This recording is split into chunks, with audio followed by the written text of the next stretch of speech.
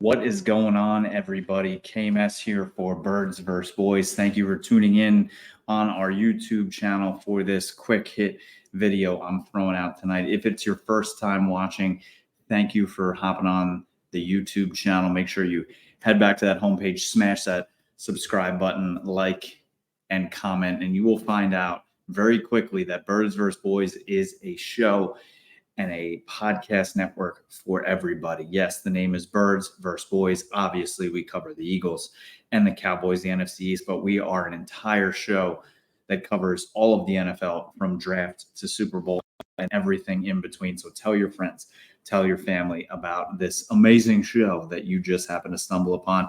If this is not your first time, if you are back for more, we appreciate the love.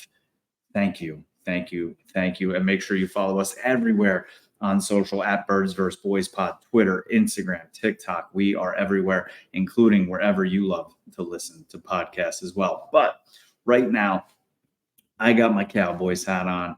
I just got back from Montauk, and I'm here to talk about the Dallas Cowboys Doomsday defense because what I watched on Sunday night out of that defense against the New York Giants in basically a hurricane had me extremely excited. Now, I am not one to get overhyped after one game, but that defense did something to me. What I saw on tape. This defense has been building year after year, right? This is Dan Quinn's third year. He was here year one, transformed the defense. People thought he was going to leave. He came back. Year two, even better. He came back. This is the third year for almost all of the defense to continue to be in his scheme, which is almost unheard of. And then we see newer guys that haven't fully contributed in the past, now stepping up to bigger roles and having a huge impact. Guys, I think this defense is legit. I think it's real.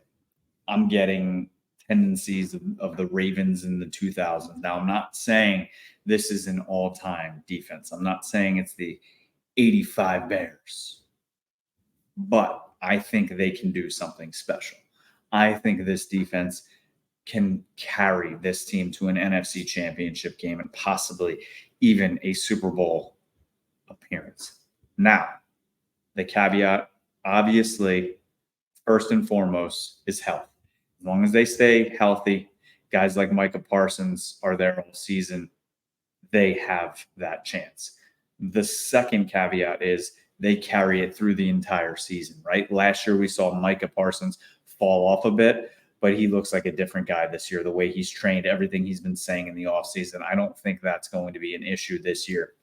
But, I mean, Daniel Jones was seeing ghosts. He didn't know what to do. People this offseason were saying he got his contract, $160 million new quarterback. He's got a chance. He could be the second best quarterback in the division behind Jalen Hurts in front of Dak Prescott. And he went out and had an 8 quarterback rating. Or no, an 8. Do you know what Aaron Rodgers had for playing 4 plays at 2.6? He was only 6 points lower than what Daniel Jones had. After that first drive, which I will tell you, the first drive scared me a little bit, right? Oh, same old Cowboys. They're going to run it down their throat. As soon as the adjustments were made, it was lights out. The turnovers that continue to come that Cowboys fans are so excited about the last couple of years, right? Because we had a drought for many years. Interceptions weren't a thing, right? Everybody only thought about Brandon Carr. No interceptions. Guys like Byron Jones, no interceptions. Now it seems like every week, 2, 3. And now they're adding a guy like Stephon Gilmore, who's going to go out there and get you even more picks. And that's where I want to start. I'm not going to start with the pass rush because that's too obvious. I want to start with the secondary.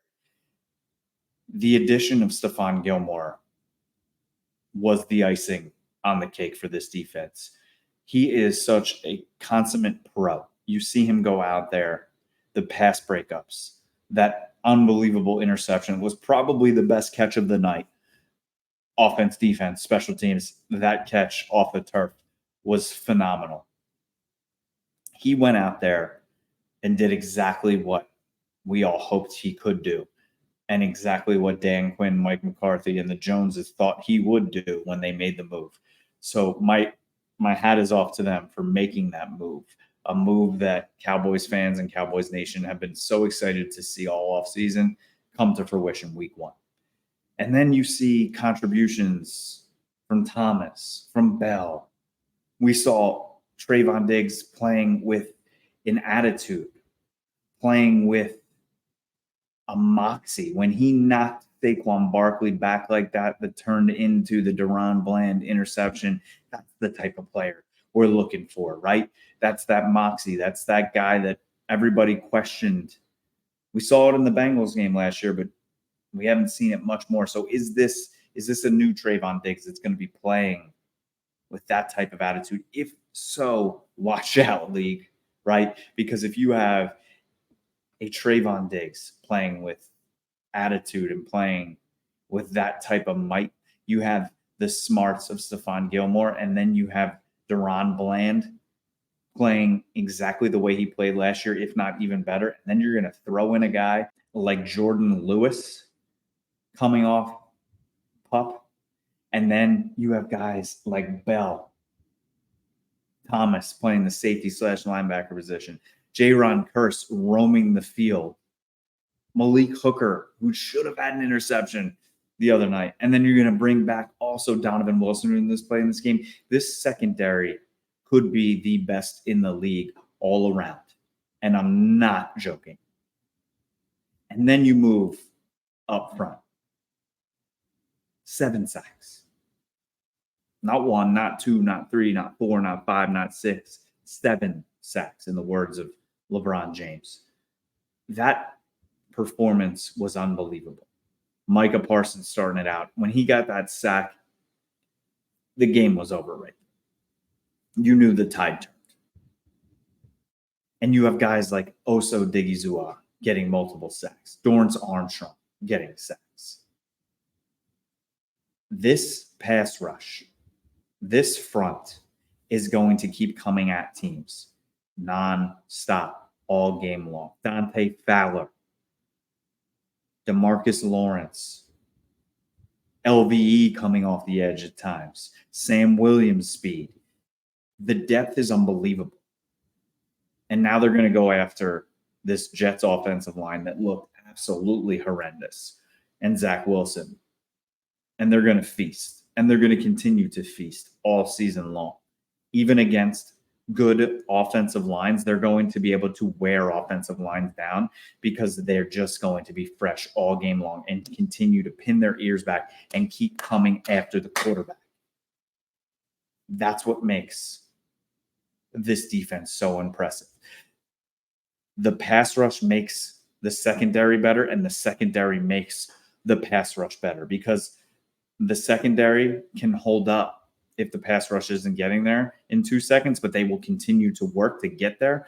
And then the pass rush is going to make the secondary better because they're going to make them not have to cover as long all game long because they're getting there in 2 seconds. It's an unbelievable, it's a beautiful mix. It's the perfect recipe. It's like delicious pizza, watching those 2 units play and play off each other. I don't want to get too excited, but watching the tape, watching Micah Parsons take on a double team perfectly so he can just let Odigizua get in there for a sack. I even liked what I saw with Mozzie Smith when he plays low. When he doesn't get up tall and he uses his power and he pushes that center back, he's only going to get better with the snap count. He's only going to get better with playing with leverage. And when he gets better and better and better, he is just another beautiful piece to this defense. Guys, it's the real deal. You have DeMarcus Lawrence going out there and saying they're putting the league on notice. You have Micah Parsons out there saying this defense is going to carry this team to a Super Bowl. And again, barring injuries, I believe it. For so many years, I used to be fearful when the Dallas Cowboys defense was on the field. Now, I'm almost more excited to watch the defense play than the offense. I'm okay when they don't have the ball. I'm okay with them punting away and pinning a team deep and letting those dogs eat. It's fun to watch. It's so much fun having a good defense. And this defense is putting the league on notice.